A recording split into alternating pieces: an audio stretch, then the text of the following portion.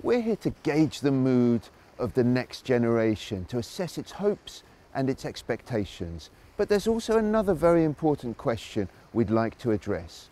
This whole notion of the peer groups of investors, the communities where the clients can meet to address different opportunities, to compare investment ideas, to collaborate on business ventures. Can this fundamentally change the entire business model, the whole nature of private banking and wealth management? A deep dialogue with the next generation is a key part of the strategy at private banks such as Credit Suisse, and top management is very keen to be engaged with this. Visitors here to the Young Investors Organization in Rome include Francesco De Ferrari, Head of Asia Pacific Private Banking at Credit Suisse, and Nanette Heckler fayd'herbe, who heads investment strategy and research. One of the supertrends Credit Suisse identifies, Nanette, is the rise of millennials and their values. How does this help shape your investment strategy? Really, the supertrends are all about our thematic high convictions. They are a complement to what we otherwise do when we think about how to construct a portfolio with the different asset classes. They serve as a guide in terms of what's happening in the broader world and how this can be connected with concrete investments. And with respect to millennials, it is a fact that millennials are one of the largest generation since the baby boomers. So they are influencing consumer trends. They are going to influence investor trends. And the broader investor community just is very interested in hearing about that. They have affinities like the digital affinity. And so, for example, it does have an implication on the demand for specific sectors. Technology is at the forefront, even from an investor standpoint.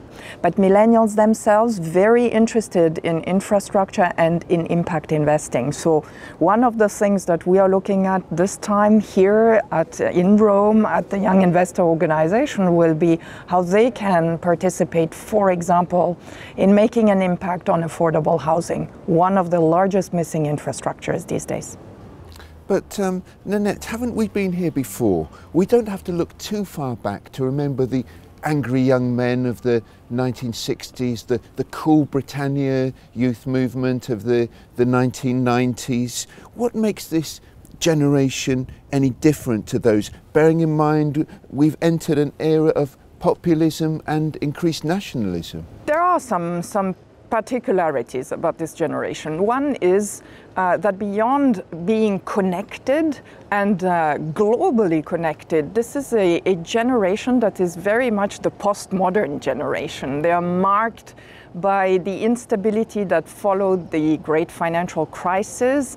They have in many instances experienced the uncertainty and difficulty of access to jobs, for example, in many developed markets.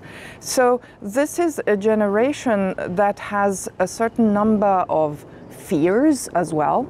They are very much concerned about the environment, about sustainability in general. So I do think that although there are a number of reverting cycles, this is a generation which has its own marks.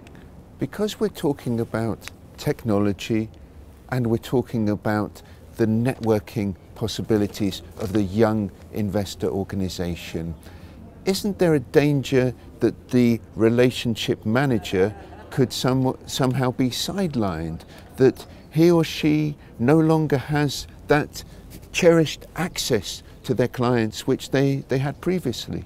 If we take a step back and we look at the intrinsic role of the RM, it's really to understand the client needs and then to be able to bring them the most appropriate products or solutions. In the past, maybe this was more of a one-dimensional product and solution. Already since a few years, the RM, if they really wanted to be significant for the client, would really need to be able to play that network orchestrator role and bring the investment banking colleagues, the asset management colleagues, the trust colleagues, or help even clients connect to each other to find solutions. So very much so, the RM still plays a critical role, even with millennials who are, yes, high tech, but they're also extremely high touch. So the RM is playing a critical role, but very much a changed role than in previous incarnations. If he was maybe in a sports analogy in the past, the whole team, today he has to be the quarterback who makes sure that all the team members are playing for the benefit of the client in a coordinated approach.